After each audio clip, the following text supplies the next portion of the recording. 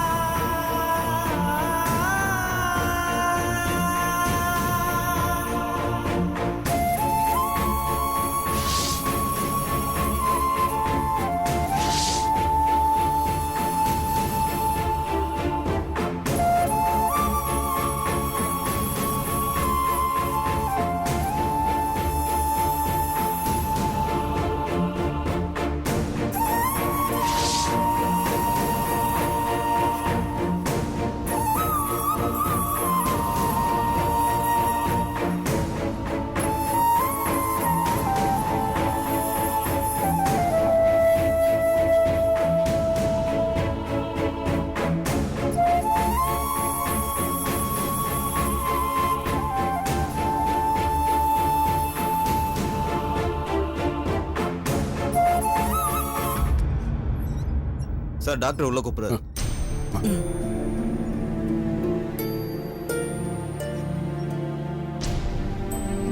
Doctor, மறுபடியும் பார்வை வரதுல எதுவும் ப்ராப்ளம் இருக்காதுல்ல டாக்டர்?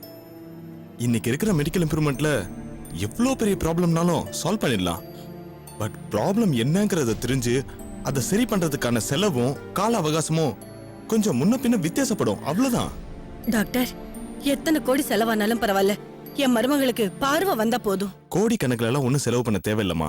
பட் இவங்களுக்கு பார்வையை வர வைக்கிறதுல கால அவகாசம் ரொம்ப முக்கியமா இருக்கு. இவங்களுக்கு அடிபட்டப்ப ட்ரீட் பண்ண டாக்டர் இத பத்தி உங்களுக்கு சொல்லியிருப்பாருன்னு நினைக்கிறேன். சொன்னாங்க டாக்டர். இந்த ஸ்டேஜ் ஆஃப் பிரெக்னன்சில சர்ஜரி பண்ண முடியாதுங்கிற மாதிரி சொன்னாங்க. சரி, அதான் உங்ககிட்ட ஒரு செகண்ட் ஒப்பீனியன் எடுத்துக்கலாம். சப்போஸ் சர்ஜரி பண்ணாமலே கியூர் பண்றதுக்கு ஏதாவது சான்சஸ் இருக்கான்னு பார்க்கலாம் தான் டாக்டர். இவங்களுக்கு தலையில அடிபட்டு இருக்கிறதுனால கண்ணுக்கு சம்பந்தமான சில முக்கியமான நரம்புகள் ரொம்பவும் பாதிக்கப்பட்டிருக்கு. அதனால அதை ஆபரேஷன் மூலமா ரிமூவ் பண்ணி ரீப்ளேஸ் பண்ண வேண்டியிருக்கு. அதுக்கப்புறமா தான் இவங்க ரெட்டினா ஒர்க் பண்றதுக்கான ட்ரீட்மெண்ட்டையே நாங்க ஆரம்பிக்க முடியும். அந்த டாக்டர் சொன்ன மாதிரி இவங்களுக்கு குழந்தை பிறக்கிற வரைக்கும் வேற எந்த ஆபரேஷனுமே பண்ண முடியாது.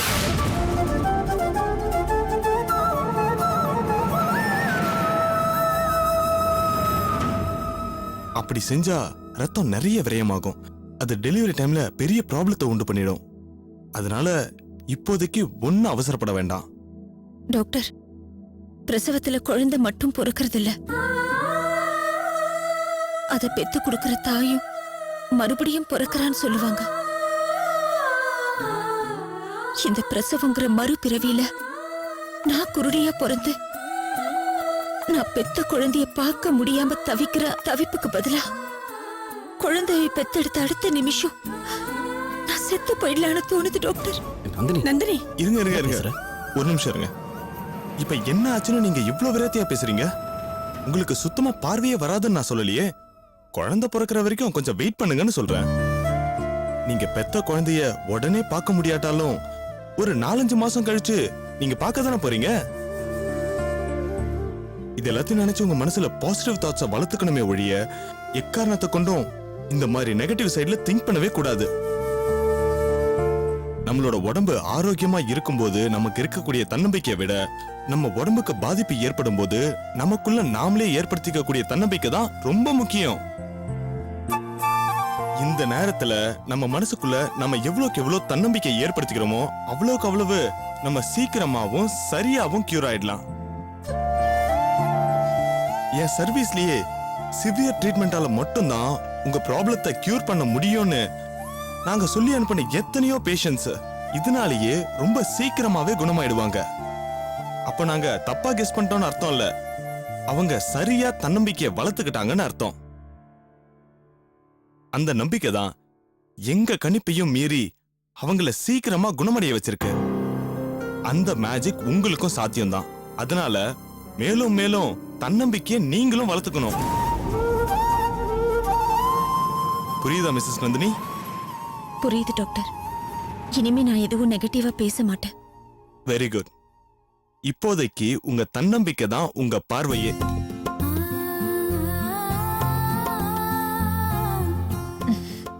ரொம்ப தேங்க்ஸ் டாக்டர். It's okay. ரொம்ப நன்றி.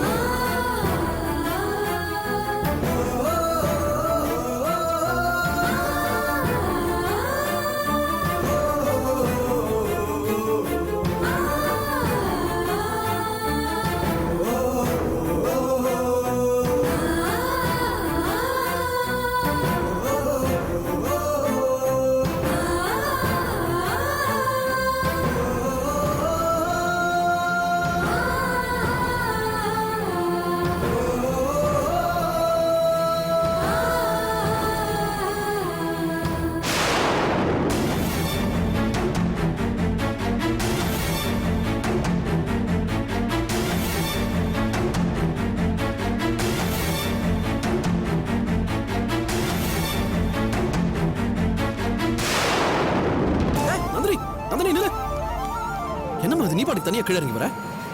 இந்த நிமிஷத்துல இருந்து நான் ஒரு முடிவு எடுத்திருக்கேங்க. என்ன? இனிமே உங்களுக்கும் அத்தைக்கும் அந்த ஸ்டிக்குக்கும் நான் எந்த விதத்திலும் தொந்தரவா இருக்க மாட்டேன். என்ன பேசுறேன்னு எனக்கு புரியல. என்ன முதல்ல மாமா போட்டோ கிட்ட கூட்டிட்டு போங்க. எதுக்கு? நான் எடுத்திருக்கிற இந்த முடிவை மாமாக்கு முன்னாடி இருந்துதான் ஆரம்பிக்கணும். கூட்டிட்டு போங்க ப்ளீஸ். சரி வா.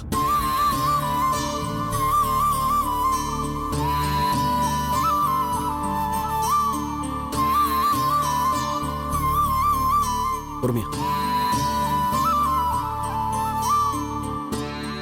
மா பாத்து முடிய போதும். மா தோ வந்துட்டேன். என்னப்பா? தெரியலம்மா, நந்தினி ஏதோ சொல்லணுங்கிறா. என்னம்மா? அப்பா படம் முன்னாடி இருக்கு.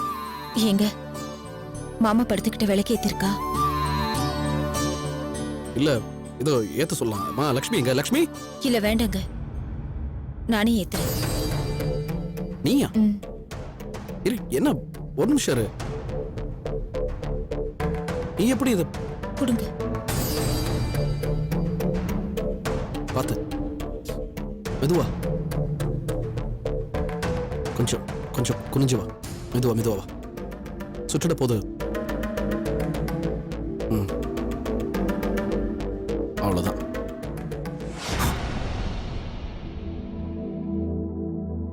அத்தை, இனிமே மாமா படத்துக்கு நான் தான் விளக்கேத்துவேன். லக்ஷ்மி கிட்ட சொல்லிடுங்க, சாமி படத்துக்கும் நான் தான் பூ போடுவேன். மாமா, நான் எடுக்க போற இந்த புது முயற்சியில எனக்கு பார்வை இல்லைங்கிற குறை எனக்கு மட்டும் இல்ல, என்னை பார்க்குற யாருக்குமே தெரியக்கூடாது. அந்த அளவுக்கு என் முயற்சி பலிக்கிறதுக்கு உங்க ஆசீர்வாதம் எனக்கு வேணும் மாமா. அதனாலதான் என்னோட முயற்சியை உங்ககிட்ட இருந்து ஆரம்பிச்சிருக்கேன். என்னங்க, நீங்க என்ன மேல இருந்து மாமா படத்துக்கிட்ட கூட்டிட்டு வரப்போ நான் உங்க கையை பிடிச்சிட்டு வந்தாலும் வரும்போது ஒவ்வொரு ஸ்டெப்பா எண்ணிட்டு தான் வந்தேன். என்னை இங்க இருந்து நேரா வாசலுக்கும், சோஃபா இருக்கிற இடத்துக்கும், டைனிங் டேபிள் இருக்கிற இடத்துக்கும், கிச்சனுக்கும் கூட்டிட்டு போங்க. நான் எல்லாத்துக்கும் ஒரு கணக்கு வச்சுக்கிறேன். அதுக்கப்புறம் எனக்கு நானே நடந்து ட்ரை பண்ணிக்கிறேன். நந்தினி, இப்ப என்னாச்சுன்னு இதெல்லாம் ட்ரை பண்ணுங்கிற? இன்னும் கொஞ்ச நாள்ல எப்படி உனக்கு பார்வை வந்துரும். அது வரைக்கும் நாங்களே உன்னை பாத்துக்கிறோம். ஏய், நாங்கெல்லாம் இல்லையா உனக்கு? ஏன் தேவையில்லாம கஷ்டப்படுற? என்னங்க நீங்களும் இப்படி பேசுறீங்க? கண்டக்டர் சொன்னதை மறந்துட்டீங்களா? என்னால எல்லாரையும் போல இருக்க முடியுங்கிற தன்னம்பிக்கை எனக்கு வந்துருச்சுன்னா என்னோட பார்வை பிரச்சனையை கியூர் பண்றதுக்கு இன்னும் ஈஸியா இருக்கும்னு அவர் சொன்னார்ல. ப்ளீஸ்ங்க, என்னால வெளியில தனியா போயிட்டு வர முடியலையேங்கிற வேதனையை விட நம்ம வீட்டுக்குள்ளேயே ஒருத்தர் துணையும் இல்லாம என்னால போக முடியலையேங்கிற வேதனை தான் ரொம்ப ஜாஸ்தியா இருக்கு. இதை இப்படியே நீடிக்க விட்டா அது எனக்குள்ள பெரிய தாழ்வு மனப்பான்மையை உருவாக்கி விட்டுடுங்க. ப்ளீஸ்ங்க.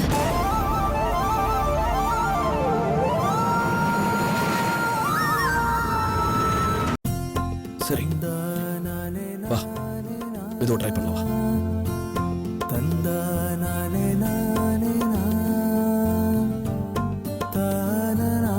ஸ்டெப்ஸ் கவுண்ட் வச்சுக்கோ.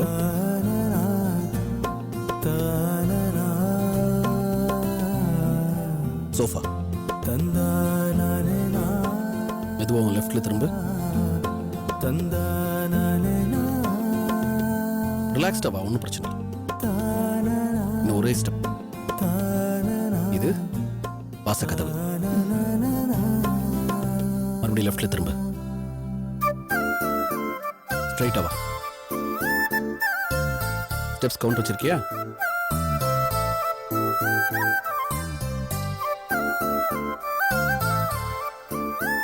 டைனிங் டேபிள், சேர், மறுபடியும் லெஃப்ட்லேயே வா.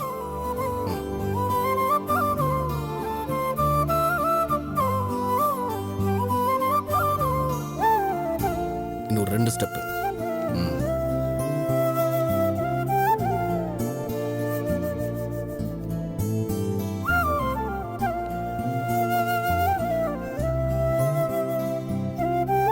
லெஃப்ட் சைடில் இங்கே ஃப்ரிட்ஜ் இருக்கு.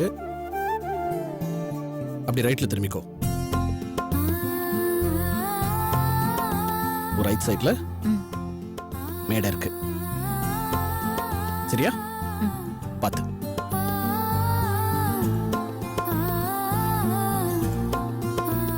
கரெக்ட், நீ திரும்பினது கரெக்ட். வா.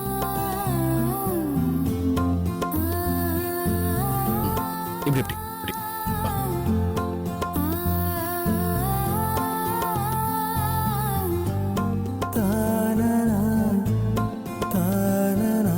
பார்த்து. இப்போ மறுபடியும் அப்பா படத்துக்கு முன்னாடியே வந்தாச்சு. என்னங்க, உங்க ஹெல்ப் இல்லாம என்னோட முதல் முயற்சியா நானே இங்க இருந்து அங்கெல்லாம் போயிட்டு வரட்டுமாங்க?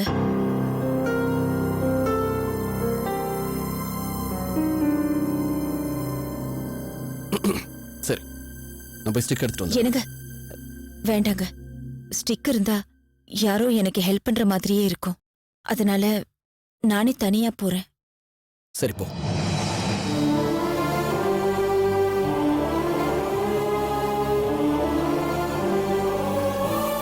கரெக்டா ஸ்டெப்ஸ் எண்ணிக்கோ.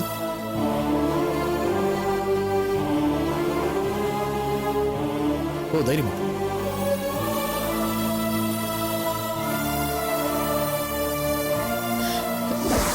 சோஃபா.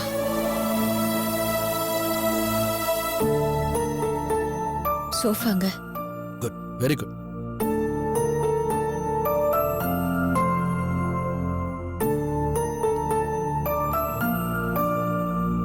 ஸ்ட்ரைட்டா.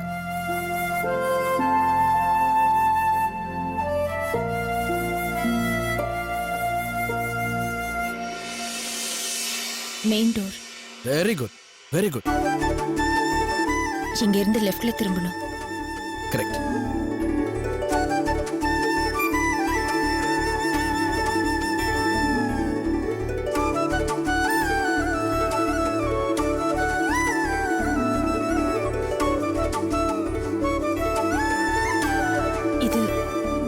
இது டைனிங் டேபிள்.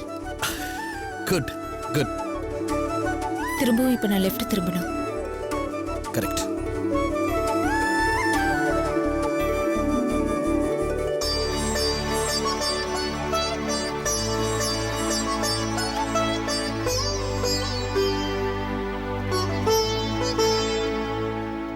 ரைட்ல திரும்பணும்.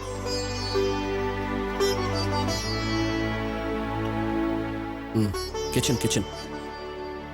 இது கிச்சன். இங்க ஃப்ரிட்ஜ் இருக்கு. Correct, correct. இப்போ அப்படியே திரும்ப லெஃப்ட்ல. அப்படியே லெஃப்ட்ல திரும்ப.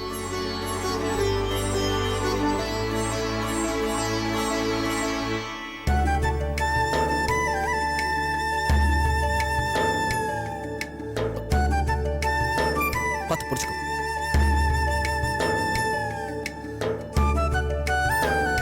இப்ப நம்ம திரும்பவும் மாமா படுத்துக்கிட்டு தான் வந்திருக்கோம். கரெக்டா? Super, super. அது எப்படி? அது ஒரே ஒரு தடவை தான் கூட்டிட்டு போனேன், கரெக்டா எல்லா இடத்துக்கும் போயிட்டு வந்துட்டேன். இதுல பெருமைப்படுறதுக்கு என்னங்க இருக்கு? என்ன மாதிரி இந்த உலகத்துல எத்தனையோ பேர் கண்ணு தெரியாம எவ்வளவோ சாதிச்சிருக்காங்க. நான் என்ன நம்ம வீட்டுல தனியா நடந்து பார்த்திருக்கேன், அவ்வளவுதானே. என்ன என்னோட பார்வை பாதியிலேயே பறி போகும்னு தெரிஞ்சிருந்தா முன்னாடியே இந்த ஸ்டெப் எல்லாம் அளந்து வச்சிருப்பேன். என்ன 2 பேரும் அமைதியாயிட்டீங்க? இவ்ளோ நேரம் தன்னம்பிக்கையான விஷயத்தை செஞ்சுட்டு இப்ப என்னையும் அறியாம சோகத்தை கலந்துட்டேனேன்னு பாக்குறீங்களா? இங்க பாருங்க அத்தை, இது மட்டும் இல்ல, இனிமே படிப்படியா உங்களுக்கு எல்லா வேலைகள்லயும் ஒத்தாசையா இருக்கிறதுக்கும் பழகிக்க போறேன். தயவு செஞ்சு நீங்க என்ன தடுக்க கூடாது. அதெல்லாம் இருக்கட்டும்மா. நீ இவ்ளோ தன்னம்பிக்கையை வளர்த்துக்கிட்டதே எங்களுக்கு ரொம்ப சந்தோஷமா இருக்கு. நான் சந்தோஷத்தை அடுத்தடுத்த ஸ்டேஜ் கொண்டு போகணும்னா உங்களுக்கு நான் ஒத்தாசையா இருந்தே ஆகணும். சரி, போக போக பாத்துக்கலாம். சரியா?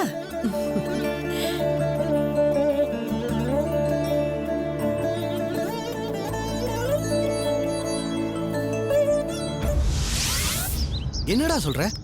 கேவலம் சொத்துக்காக ஒரு பொம்பளையால இந்த அளவுக்கு செய்ய முடியுமா? பொம்பளையா? அவளை போய் பொம்பளைன்ற? அவ எப்பேற்பட்டவ தெரியுமா? அவ செஞ்ச தப்பு வெளியில தெரியக்கூடாதுங்கிறதுக்காக சொந்த அம்மாவே நாக்கறுத்து ஊமையாக்கி வீட்டுல வேலைக்காரியா வச்சிருக்கா. மனசாட்சி இல்லாதவா. இல்ல விஸ்வா, இவளெல்லாம் சும்மா விடக்கூடாது. உடனே போலீஸ்ல இன்ஃபார்ம் பண்ணி அவளை முதல்ல உள்ள தள்ளி ஆகணும். கண்டிப்பா உள்ள தள்ளணும். ஐ மீன் ஃபுல்லஸ்ட் அக்ரிமெண்ட் வித் யூ. ஆனா அது அவ்வளவு ஈஸி இல்ல. அவளுக்கு எல்லா இடத்துலயும் இன்ஃப்ளூயன்ஸ் இருக்கு, எல்லா பக்கமும் ஆள் வச்சிருக்கா. ப்ராப்பரா ப்ளே பண்ணி நல்லதா ஒரு எவிடன்ஸை கிரியேட் பண்ணி அவளை உள்ள தள்ளினா தான் ஆறுமுகத்தையும் ரேவத்தையும் ஈஸியா வெளியில கொண்டு வர முடியும். ப்ராப்பரான எவிடன்ஸா? யாரு? மகேஷ் விஜய். டேய், இந்த உலகத்திலே பெரிய முட்டாளுங்க யாருன்னா அவனுங்க 2 பேரும் தான்டா. தன்னை வளர்த்தது ஒரு விஷப்பாம்புன்னு தெரியாம அந்த ரதி தேவிய தலையில தூக்கி வச்சுட்டு அக்கா அக்கான்னு கொண்டாடிட்டு இருக்காங்க. அவனுங்களை போய் ப்ராப்பரான எவிடன்ஸ் சொல்ற? ஏய், அவனுங்களை வச்சு எப்பறம் மூவ் பண்ண முடியும்? முடியும். முதல்ல அந்த பசங்களை பார்த்து அவங்க அக்கா யாரு, எப்படிப்பட்டவ, என்னென்ன வேலையெல்லாம் செஞ்சுக்கிட்டு இருக்காங்கிறத அவங்க நம்புற மாதிரி கன்வின்சிங்கா சொல்லணும். அதை நம்ம சொல்லிட்டோம்னா மத்தத அவங்க பார்த்துக்கலாம். சரி, இப்போ அவனுங்க 2 பேரும் எங்க இருக்காங்கன்னு தெரியலையே. கண்டுபிடிப்போம். என்னை பொறுத்த வரைக்கும் ரதிதேவியோட அம்மாவுக்கு கண்டிப்பாக ஒரு அளவுக்காக தெரியும் இவங்களை எங்கே வச்சிருக்கான்னு. அந்த அம்மாவை மீட் பண்ணி பேசுவோம், அந்த பசங்களை எப்படியாவது கண்டுபிடிப்போம். கண்டுபிடிச்சு நான் சொன்ன மாதிரி கன்வின்சிங்காக அவங்களுக்கு அதை சொல்லணும். அவங்க நம்பிட்டாங்கன்னா வேலை ஈஸி. சரி மச்சான், நீ சொல்றதெல்லாம் பாசிபிலிட்டிஸ் இருக்கிற மாதிரி தான் தெரியுது. ஆனா அந்த கற்பகம் அம்மாவை நம்ம எப்பறம் போய் மீட் பண்ண முடியும்? நீயும் நானும் அந்த வீட்டுக்குள்ள போக முடியாதே. அதுக்கப்புறம் வேற யாரு?